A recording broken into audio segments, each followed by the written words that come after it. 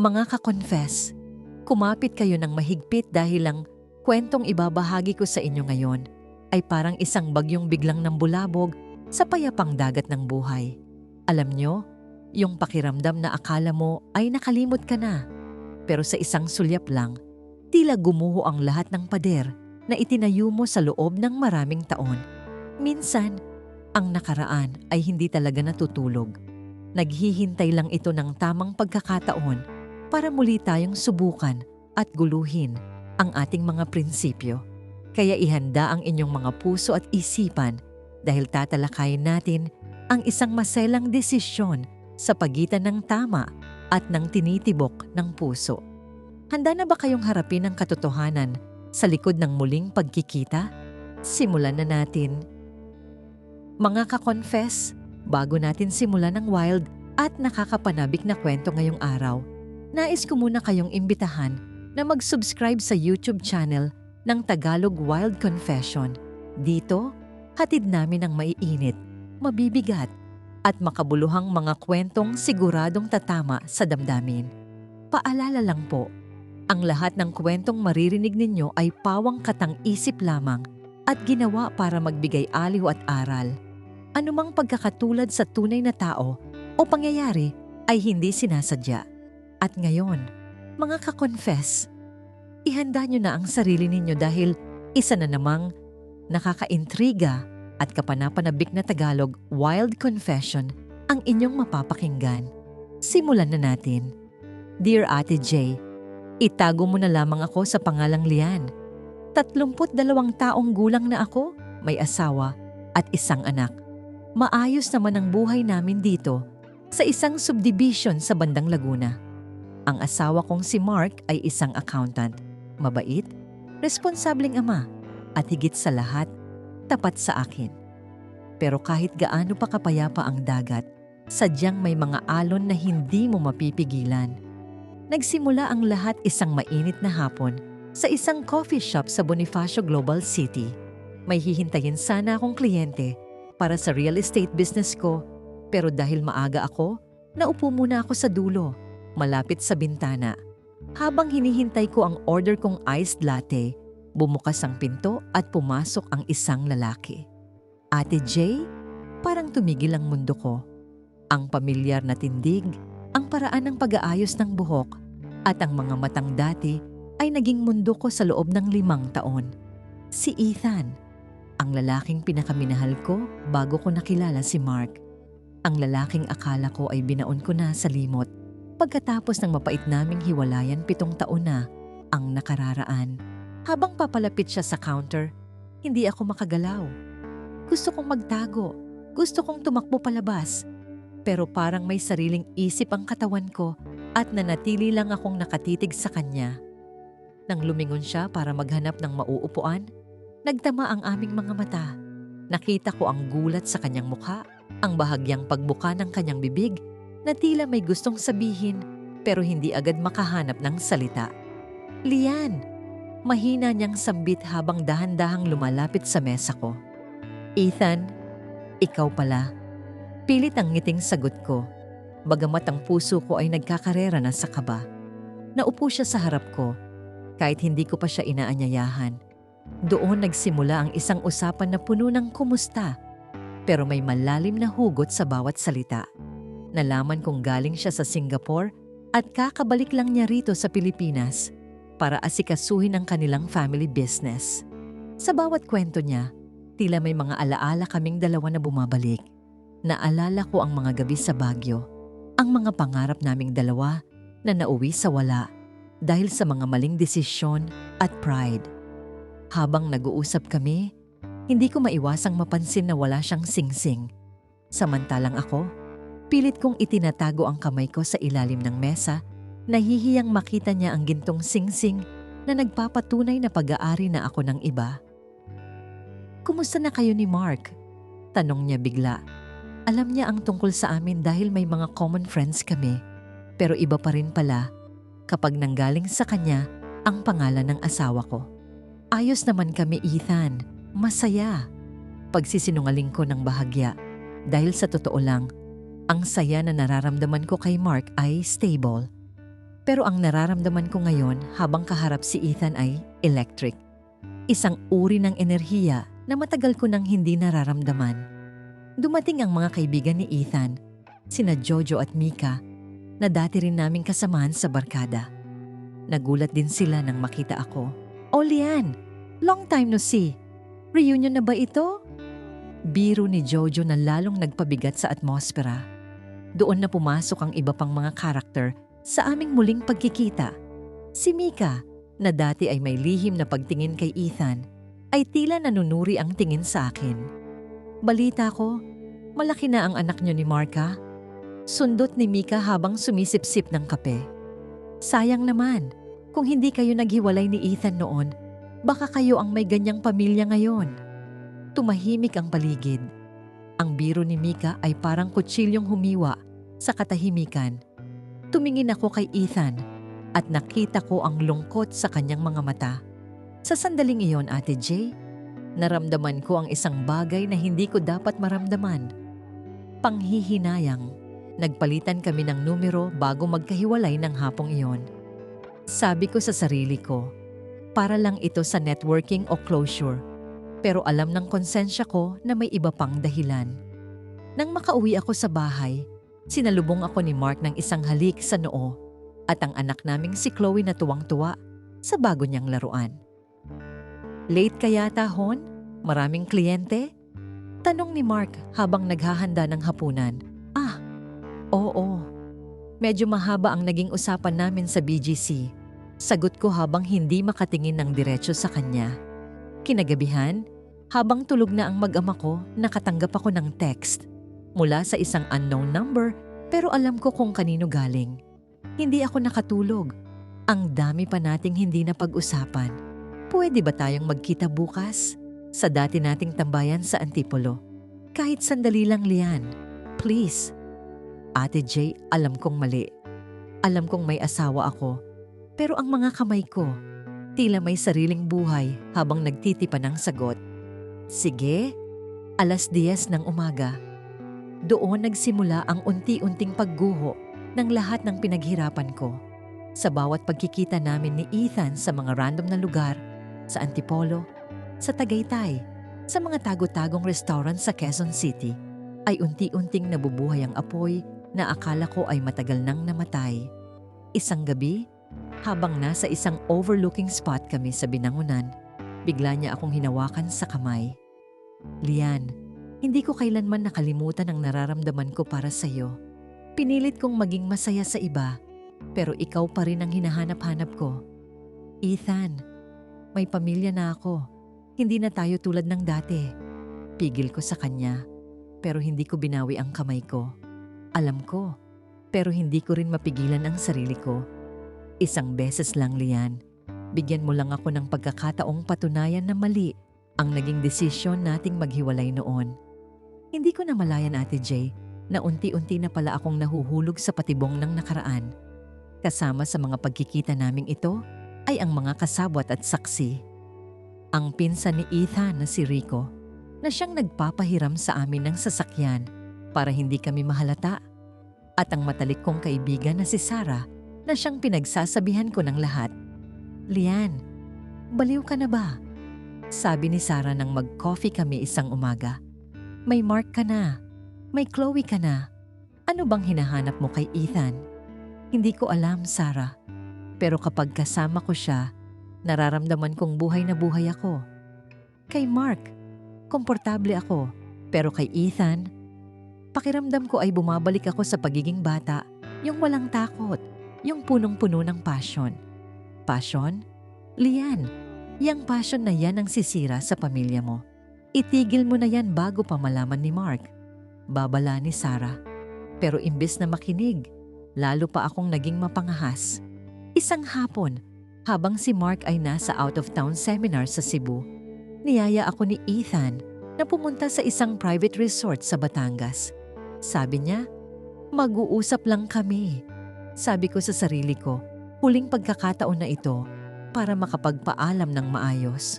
Pagdating namin sa resort, sinalubong kami ng katiwala doon na si Mang Nestor. Kilala si Ethan doon dahil madalas silang pumunta ng pamilya niya. Magandang hapon po, Sir Ethan. Handa na po ang cottage nyo. Bati ng matanda. Habang naglalakad kami sa dalampasigan, papalubog na ang araw. Ang kulay ng langit ay tila sumasalamin sa gulo ng isip ko. Maganda, pero nakakatakot. Naupo kami sa buhanginan, malayo sa ibang tao. Lian, kung hihilingin ko ba sa'yo na iwan ang lahat at sumama sa akin, gagawin mo ba? Seryosong tanong ni Ethan habang nakatitig sa dagat. Natigilan ako? Ito na ang tanong na kinatatakutan ko. Sa isip ko, nakikita ko ang mukha ni Mark na masayang nagluluto ng almusal at ang tawa ni Chloe habang naglalaro kami sa parke. Pero sa tabi ko, narito ang lalaking pinakaunang sumira at bumuo ng puso ko. Ethan, hindi ganun kadali yon. Maraming madadamay. Bulong ko. Pero mahal mo pa ako, di ba? Ramdam ko yun sa bawat titig mo, sa bawat paghawak mo sa akin. Hirit niya sabay lapit ng mukha niya sa akin. Nararamdaman ko ang hininga niya. Ang pamilyar na amoy ng kanyang pabango na lalong nagpapahina sa aking tuhod. Hindi ko na napigilan. Sa gitna ng dilim at ng tunog ng mga alon, nagpadala ako sa bugso ng damdamin. Hinalikan ko siya. Isang halik na puno ng pangungulila, galit at pagnanasa. Hindi namin alam na sa mga sandaling iyon, may isang pares ng mga mata ang nakatingin sa amin mula sa malayo. Si Cynthia, ang kapatid ni Mark na nagkataong nasa parehong resort para sa isang team building. Nakita niya ang lahat. Nakita niya ang pagtataksil na ginagawa ko sa kanyang kapatid. Nang bumalik kami ni Ethan sa cottage, hindi ko maipaliwanag ang bigat sa dibdib ko. Para akong nanalo sa loto, pero alam kong ninakaw ko lang ang ticket. Nag-vibrate ang phone ko. Isang message mula kay Cynthia. Lian, nakita ko kayo. Hindi ko akalain na magagawa mo ito kay kuya. Mag-usap tayo pagbalik mo sa Maynila o ako mismo ang magsasabi sa kanya. Nabitawan ko ang phone ko. Nanginginig ang buong katawan ko. Tumingin sa akin si Ethan na may pag-aalala. Anong nangyari? Alam na ni Cynthia, ungot ko. Nakita niya tayo, Ethan. Katapusan ko na. Imbes na matakot, hinawakan lang ako ni Ethan sa balikat. Huwag kang mag-alala. Gagawa natin ng paraan. Kung kailangang aminin natin, aamin tayo. Paninindigan kita, Lian. Pero paano ang anak ko? Paano ang buhay na binuo ko? Habang pabalik kami ng Maynila, walang tigil ang pag-agos ng luha ko. Ang bawat kilometrong nadadaanan namin ay tila mas malapit na hakbang tungo sa pagbagsak ng aking mundo. Pagdating ko sa bahay, madilim ang buong paligid. Akala ko ay wala pang tao. Pero pagbukas ko ng ilaw sa sala, laking gulat ko nang makitang nakaupo doon si Mark. Hindi pa siya dapat nakakauwi mula sa Cebu. Sa tabi niya, naroon si Cynthia, mugto ang mga mata at halatang kagagaling lang sa iyak. Hon, bakit nandito ka na? Nanginginig na tanong ko. Hindi sumagot si Mark. Inilapag niya ang kanyang cellphone sa lamesa. Isang video. Ang video namin ni Ethan sa dalampasigan. Malinaw na malinaw. Ramdam na ramdam ang bawat emosyon. Sino siya, Lian? Mahinahong tanong ni Mark, pero ang boses niya ay punong-puno ng sakit na mas masakit pa sa sigaw. Mark, hayaan mo akong magpaliwanag. Lumapit ako sa kanya, pero umatras siya. Ipaliwanag ang alin? Na ang kliyenteng sinasabi mo ay ang ex mo? Na ang overtime mo ay pakikipagtagpo sa kanya? Lian, binigay ko sa'yo lahat. Bakit kailangang umabot sa ganito? Pumasok din sa eksena ang biyenan ko na si Aling Rosa. Galit na galit ito. Walang hiya ka. Akala namin ay mabuti kang asawa at ina. Niloloko mo lang pala ang anak ko sa harap ng aming mga mata. Sa gitna ng kaguluhan, tumunog muli ang cellphone ko. Si Ethan, tumatawag. Huwag mong sasagutin yan, sigaw ni Cynthia. Pero sinagot ko pa rin. Hindi ko alam kung bakit. Siguro dahil sa desperasyon o siguro dahil siya lang ang tanging kakampi ko sa mga sandaling yon. Lian, nasaan ka? Pupuntahan kita dyan. Haharapin ko ang asawa mo. Sabi ni Ethan sa kabilang linya. "Wag, Ethan! Wag kang pupunta rito! Lalong gugulo!" Sigaw ko habang umiiyak. Pero huli na ang lahat. Narinig namin ang tunog ng sasakyan sa labas. Ang pamilyar na busina ng sasakyan ni Ethan. Lumabas si Mark. Bit-bit ang galit na matagal niyang kinimkim. Sinundan ko siya. Nagmamakaawa na wag gumawa ng eksena. Pero huli na. Pagbaba ni Ethan ng sasakyan, isang malakas na suntok ang sumalubong sa kanya mula kay Mark. Bumagsak si Ethan sa semento. Dumudugo ang labi. "Layuan mo ang asawa ko," sigaw ni Mark. "Asawa mo. Lian was mine first. Hindi mo siya kayang pasayahin tulad ng ginagawa ko." Ganti ni Ethan habang pilit na tumatayo. Doon na nagsimula ang isang madugong komprontasyon sa tapat ng bahay namin. Naglabasan ang mga kapitbahay, sina Aling Marites at Mang Boyet, na hindi na pinalampas ang pagkakataong masaksihan ang pinakamalaking iskandalo sa aming subdibisyon. "Tama na! Itigil nyo na yan!" Sigaw ko habang pilit silang pinaghihiwalay. Nang maghiwalay sila, kapwa sila hinihingal. Si Mark, nakatingin sa akin ng may pandidiri. Si Ethan naman, nakatingin ng may pagmamahal pero puno ng hamon. "Mamili ka, Lian," sabi ni Mark ng may malamig na boses. "Ngayon din, kung sasama ka sa kanya, hinding-hindi mo na makikita si Chloe. Pero kung mananatili ka rito, hindi ko alam kung mapapatawad pa kita." Tumingin ako kay Ethan. Tumingin ako kay Mark. Tumingin ako sa bintana ng kwarto ni Chloe kung saan nakasilip ang aming anak. Umiiyak dahil sa ingay at gulo sa labas. "Ate Jay, dito ko naramdaman ang tunay na bigat ng pagkakamali ko. Ang pagbabalik ng dating pag-ibig ay hindi pala isang matamis na panaginip, kundi isang masamang bangungot na sisira sa lahat ng binuo ko sa loob ng 7 taon. Tumakbo ako papasok ng bahay. Hindi ko kayang magdesisyon. Nagkulong ako sa banyo at doon humagulgol. Narinig ko ang pag-alis ng sasakyan ni Ethan at ang pagsasara ng pinto ng aming bahay.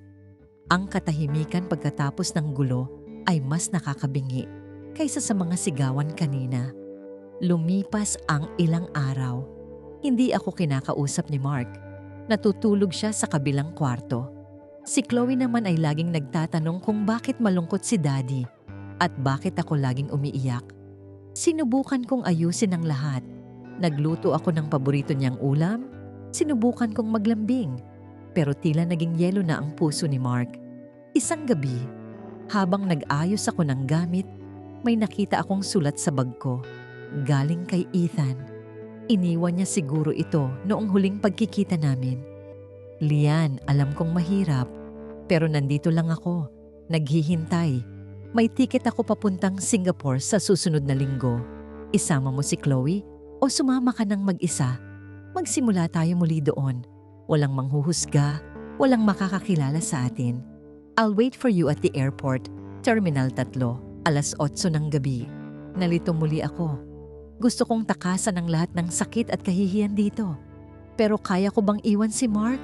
Kaya ko bang itakas ang anak ko mula sa kanyang ama? Nag-decide akong makipagkita kay Sarah muli para humingi ng payo. "Sarah, ano gagawin ko? Mahal ko si Mark, pero hindi ko rin maiwan ang nararamdaman ko kay Ethan." "Lian, ang pag-ibig ay hindi lang tungkol sa nararamdaman. Ito ay tungkol sa pananagutan. Pinili mo si Mark noon. Pinili mong magpamilya. Yung kay Ethan, nostalgia lang yon. Isang alaala na pilit mong binubuhay, pero patay na talaga. Pero paano kung siya talaga ang para sa akin? Kung siya ang para sa'yo, hindi ka sana nakahanap ng kaligayahan kay Mark. Ang problema sa'yo, gusto mo ang lahat. Hindi pwede yun, Lian. Kailangan mong bitawan ng isa para hindi ka mawalan ng lahat."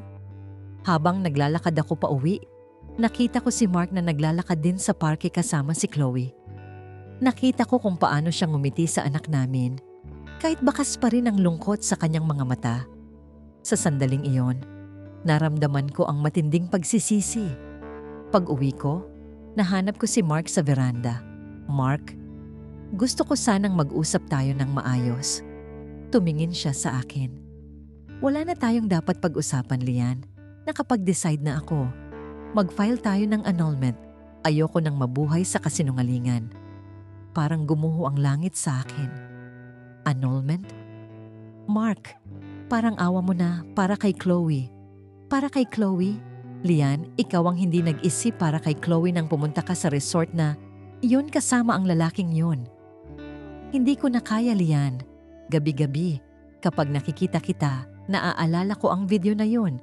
Nasusuka ako sa sarili ko dahil pinagkatiwalaan kita ng sobra. Umalis siya at iniwan akong mag-isa.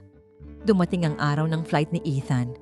6:00 pa lang ng gabi, handa na ang maliit na maleta ko. Nakatitig lang ako sa orasan. Kung aalis ako ngayon, makakaabot ako.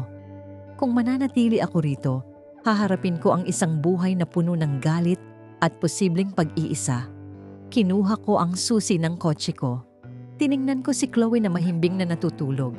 Hinalikan ko siya sa noo habang tumutulo ang luha ko. Lumabas ako ng kwarto at nakita ko si Mark sa sala, nakatalikod sa akin. "Saan ka pupunta?" Tanong niya nang hindi lumingon. "Lalabas lang, magpapahangin." Sagot ko nang may panginginig sa boses. "Sige, pero tandaan mo, Lian, kapag lumabas ka sa pintong yan ngayong gabi, huwag ka na sanang bumalik pa." Dahan-dahan kong pinihit ang doorknob. Bawat tunog ng bakal ay tila humahati sa puso ko. Paglabas ko ng pinto, sinalubong ako ng malamig na hangin ng gabi. Sumakay ako sa kotse at mabilis na nagmaneho. Ang mga ilaw sa kalsada ay tila malalabo ng guhit dahil sa bilis ng takbo ko at sa labo ng paningin ko dahil sa luha. Habang papalapit ako sa airport, tumunog muli ang cellphone ko. Isang text mula kay Ethan. "Lian, nandito na ako sa tapat ng Jollibee sa departure. 1 oras na lang, boarding na tayo. Please, huwag kang magbago ng isip." Pagparada ko sa Terminal 3, parang nakalutang ang mga paa ko. Nakita ko si Ethan mula sa malayo. Suot ang kanyang jacket, bitbit ang 2 maleta, at panayang tingin sa relo. Nang makita niya ako, lumiwanag ang mukha niya. Tumakbo siya sa akin at niyakap ako ng mahigpit. "Akala ko hindi ka na darating." Bulong niya sa buhok ko. "Lian, ito na yun. Bagong buhay. Sa Singapore, walang makakaalam ng nakaraan natin."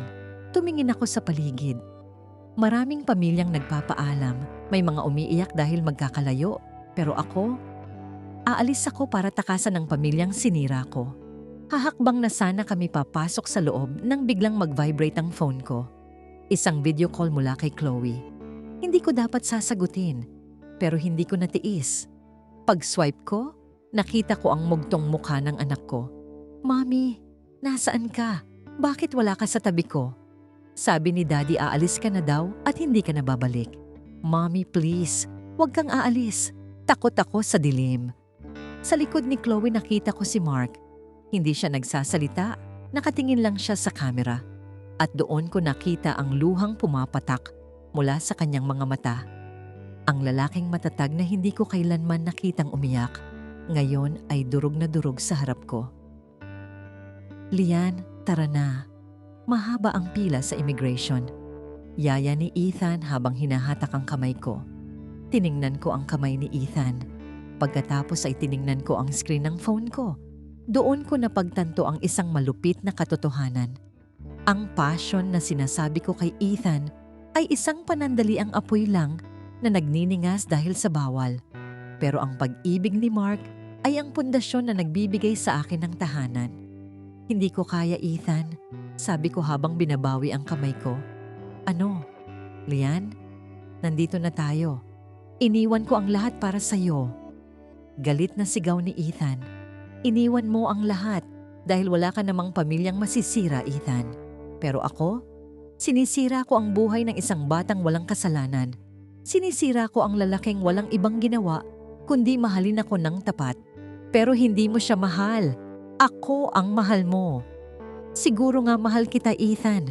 Pero ang pag-ibig na ito, nakakasira, nakakamamatay. Hindi ko kayang mabuhay sa Singapore habang alam kong gabi-gabing umiiyak ang anak ko dahil wala ako. Patawarin mo ako." Iniwan ko si Ethan na nagsisigaw sa gitna ng maraming tao. Hindi na ako lumingon. Tumakbo ako pabalik sa parking lot at mabilis na nagmaneho pa uwi. Pagdating ko sa bahay, bukas ang gate. Pumasok ako at nakita ko si Mark na nakaupo pa rin sa sala. Yakap-yakap si Chloe na nakatulog na sa pag-iyak. Dahan-dahan akong lumapit. Lumuhod ako sa harap ni Mark. Mark, nandito na ako. Hindi ako umalis. Tumingin siya sa akin, walang emosyon. Bakit ka bumalik? Dahil ba hindi ka natuloy? O dahil naawa ka lang? Bumalik ako dahil dito ang buhay ko, Mark. Alam kong hindi mo ako mapapatawad ngayon o baka hindi na kailanman. Pero handa akong maghintay. Handa akong pagbayaran lahat. Kahit maging katulong mo lang ako rito. Kahit hindi mo na ako ituring na asawa. Basta huwag mo lang akong ilayo sa anak natin. Lumipas ang mga buwan. Naging parang mga estranghero kami sa loob ng iisang bahay. Si Mark ay formal lang kung kumausap, tungkol lang kay Chloe o sa mga bayarin. Pero hindi ako sumuko. Araw-araw akong nagluluto, nag-aayos ng bahay, at bumabawi sa bawat pagkukulang ko. Isang hapon, habang naglalaba ako, dumating si Cynthia. Akala mo ba sa ginagawa mo ay mabubura mo yung dumi na dinala mo sa pamilyang ito? Matalim niyang tanong. Hindi ko sinusubukang burahin, Cynthia. Sinusubukan ko lang ayusin ang mga pirasong natira. Mahinahon kong sagot. Alam mo ba na si Mark, gabi-gabing hindi nakakatulog? Na uminom siya ng gamot dahil sa depression? Ikaw ang dahilan nun, Lian. Kung talagang mahal mo siya, baka mas mabuting lumayo ka na lang talaga. Napatigil ako. Baka tama nga si Cynthia. Baka ang presensya ko ang mismong nagpapaalala kay Mark ng kanyang sakit. Napagpasyahan kong mag-impake na talaga. Sumulat ako ng isang mahabang liham para kay Mark. Iniiwan ang lahat ng karapatan ko sa bahay at kay Chloe. Basta't hayaan niya lang akong bumisita minsan. Habang inilalabas ko ang maleta ko, bumukas ang pinto. Si Mark. Galing sa trabaho. Nakita niya ang maleta ko at ang sulat sa ibabaw ng lamesa. Saan ka pupunta? Tanong niya. Lalayo na ako, Mark. Tama si Cynthia. Mas lalo ka lang nasasaktan dahil nakikita mo ako. Ayokong maging dahilan ng pagkakasakit mo. Lumapit si Mark sa akin. Kinuha niya ang maleta ko at binalik ito sa loob ng kwarto. Sabi ko sa'yo nung gabing yon, kapag lumabas ka, huwag ka nang babalik. Pero bumalik ka. At nung bumalik ka, tinanggap ko na ang kapalaran ko na kahit gaano kasakit, hindi ko kayang mawala ka. Nagulat ako. Mark, huwag mong isiping ayos na ang lahat, Lian. Matatagalan pa bago muling mabuong muli ang tiwala ko. Baka abutin ng taon o baka hindi na talaga bumalik sa dati. Pero para kay Chloe at dahil tanga pa rin ako at mahal kita, susubukan nating magsimula muli. Pero sa isang kondisyon. Ano yun, Mark? Kahit ano. Hinding-hindi ko na maririnig ang pangalan ng lalaking yun. At bawat galaw mo, bawat lakad mo, malalaman ko. Magiging bilanggo ka ng sarili mong pagkakamali. Hanggang sa mapatunayan mong karapat dapat ka uling tawaging asawa ko. Tinanggap ko ang lahat ng kondisyon niya. Naging mahirap ang mga sumunod na taon. May mga gabi na bigla na lang akong itataboy ni Mark kapag naaalala niya ang video. May mga pagkakataon na halos isuka ako ng mga biyenan ko sa tuwing may family gathering. Pero nanatili ako. Nalaman ko na lang mula kay Jojo na si Ethan ay nagpakasal na sa Singapore sa isang negosyante doon. Hindi ko na naramdaman ang kirot. Ang tanging nararamdaman ko na lang ay ang kagustuhang hilumin ang sugat na ako mismo ang gumawa. Isang gabi, habang pinapatulog namin si Chloe, biglang hinawakan ni Mark ang kamay ko sa ilalim ng kumot. Hindi siya tumingin sa akin, pero naramdaman ko ang higpit ng hawak niya. Salamat sa hindi pag-alis, bulong niya. Doon ko napagtanto na ang pagbabalik ng dating pag-ibig ay hindi laging tungkol sa bagong kabanata kasama ang ex mo. Minsan, ito ay tungkol sa muling pagpili sa taong matagal mo nang kapiling. Pero nakalimutan mo lang, pahalagahan. Dahil sa panandaliang tukso, lumipas ang 5 taon, Ate J, at masasabi kong hindi naging madali ang bawat hakbang.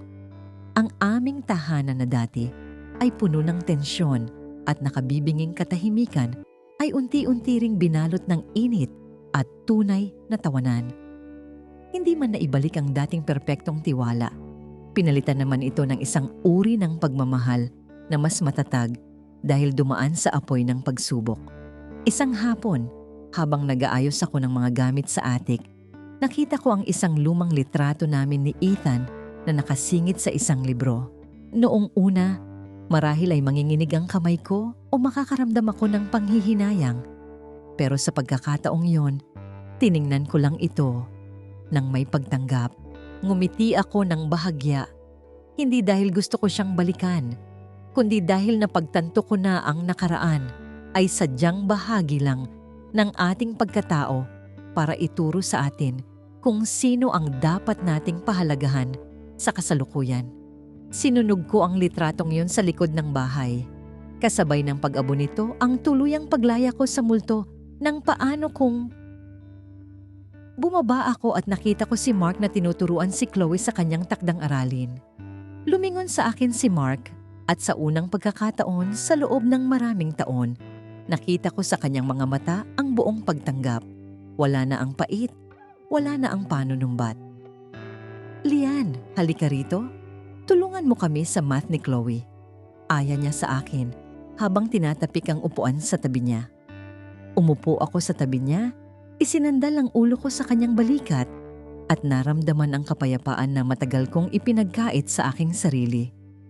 Ang pagbabalik ng dating pag-ibig ay hindi pala palaging tungkol sa pagbabalik sa taong nauna, kundi ang pagbabalik sa tamang landas at sa taong tunay na nagpahalaga sa iyo sa kabila ng iyong mga pagkakamali. Dito sa piling ni Mark at Chloe, nahanap ko ang tunay kong tahanan. Mga ka-confess, yan ang kwento ni Lian. Isang paalala na ang bawat desisyon natin ay may kaakibat na pananagutan at ang pagsisisi ay laging nasa huli. Pero hindi pa huli ang lahat para itama ang mali. Mga ka-confess, at diyan na nagtatapos ang ating kwento para sa araw na ito. Maraming salamat sa inyong walang sawang pakikinig at sa paglaan ng oras para samahan kami sa bawat emosyong hatid ng ating mga tampok na karanasan. Sana ay may napulot kayong aral at inspirasyon sa naging takbo ng buhay ni Lian. Ang buhay ay puno ng tukso, pero sa huli, ang katapatan at ang pagpapahalaga sa pamilya ang tunay na magbibigay sa atin ng kapayapaan. Muli, maraming salamat sa inyong suporta. Huwag niyo pong kalimutang mag-subscribe dito sa aming YouTube channel na Tagalog Wild Confession at i-click ang notification bell para lagi kayong updated sa ating mga bagong uploads.